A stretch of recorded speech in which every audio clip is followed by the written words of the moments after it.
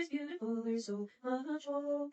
Even in the darkest of times, there's radiating light. Live each moment fully and completely, and dance to the music of the lush green earth. Oh yeah. Hey guys, so I want to do a video on ableism. Now, I looked up what ableism means because I wanted to make sure I had it right, and I did have it right. However, it's a little bit more complicated than what I thought. So here goes. Here's the base definition first by Oxford Languages. And it says discrimination in favour of able-bodied people, which is what I thought.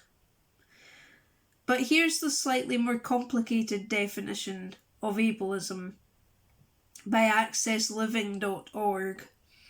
Ableism is the discrimination of and social prejudice against people with disabilities based on the belief that typical abilities are superior. At its heart, ableism is rooted in the assumption that disabled people require fixing and defines people by their disability. Yeah.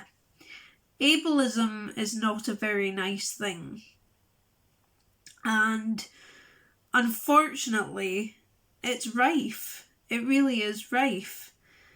You know, whether it's somebody you've just told who you know quite well, saying, oh, I'm sorry you've been diagnosed with autism, or it's somebody in a wheelchair who gets funny looks from people.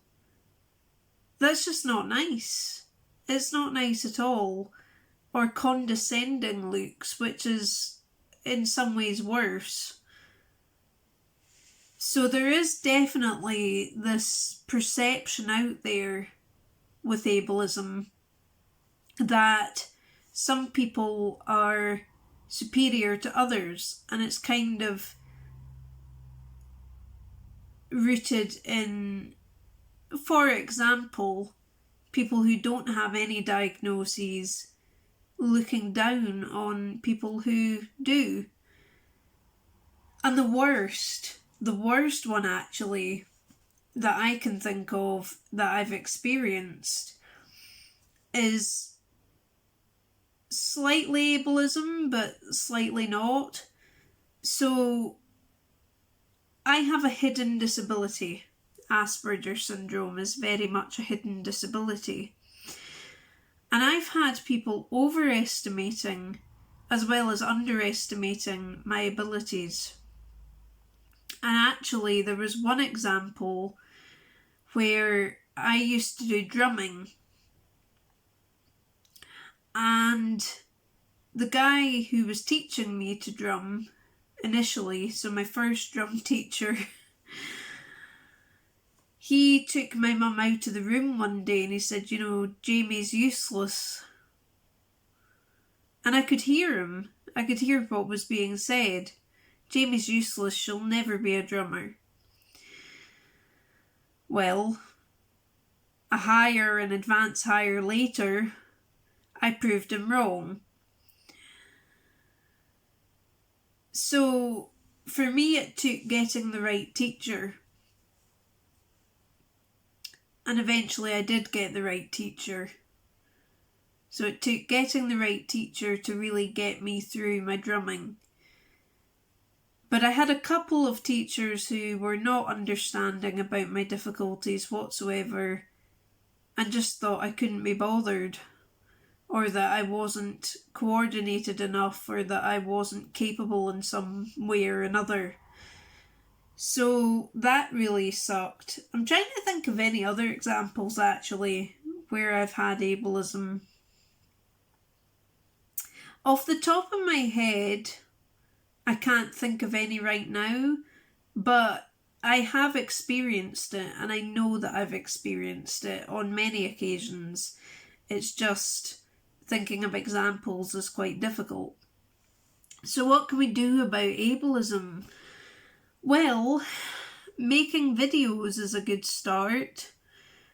Raising awareness about autism, the more of us that can do that, the more we can start to show people that actually we are capable of following our dreams and doing the things we want to do. And as for ableism in the wider community of disabilities, so not necessarily developmental conditions, but also people who are wheelchair bound, people who are not able-bodied, I think it's about finding your way of doing the same thing as I'm suggesting via YouTube. Raise awareness, raise awareness, raise awareness. Have a voice.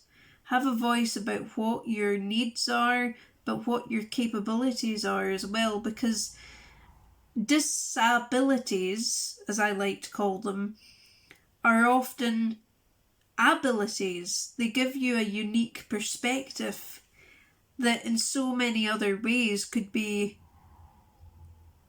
not there. You know, if you were able-bodied, or if you weren't in a wheelchair, or you weren't an amputee, or didn't have some other kind of diagnosis or condition, then you wouldn't have the unique perspective that you do, and you wouldn't have that same story to tell the world and inspire other people. You know, you're a survivor. You're a survivor. So what I'm trying to say here in this very rambly, slightly ranty video is that ableism really needs to stop. And unfortunately, I mean, I'm not naive about these things. I understand that it's never going to fully stop, because that's just not the world we live in. We don't live in a world that is respectful and kind all the time and everybody is, you know, mindful of other people's conditions and whatnot. We don't live in that world. That's fluffy rabbits and marshmallow world. We don't live in that. So I'm not naive. I understand that it's quite a difficult ask, but every small step of kindness makes the world of difference to somebody's life. Back to what I was saying about overestimating my abilities, people have done that to me too. I've had it where people have looked at my grades and gone, well, on paper she's doing all right, so there's absolutely nothing going on with her. You know, yes, she can do 5 hires, but I knew I couldn't do 5 hires. I knew that 5 hires was going to cause me to fail most of them. So in the end, I only did 4 hires that I passed in total, I think. But yes, before that, before higher level, I was functioning quite well.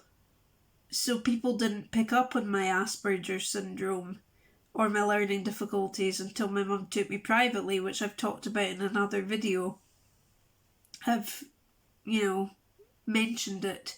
I haven't done a whole video on that actually. Not yet anyway. But yeah, I have referred to it before. So anyway guys, I hope that one helped. Sorry if it was a little bit, teensy bit ranty, but it's a topic that I feel very passionate about, and it does anger me a little bit, in fact quite a lot, that ableism is a thing. So, takeaways from this video. Never let anyone dull your sunshine. And if somebody's being condescending and rude and behaving as if their abilities are more than your abilities, then that's on them, that's not on you. Alright, guys. Thank you. Bye. Live each moment fully and completely, and dance to the music of the lush green earth. Oh yeah.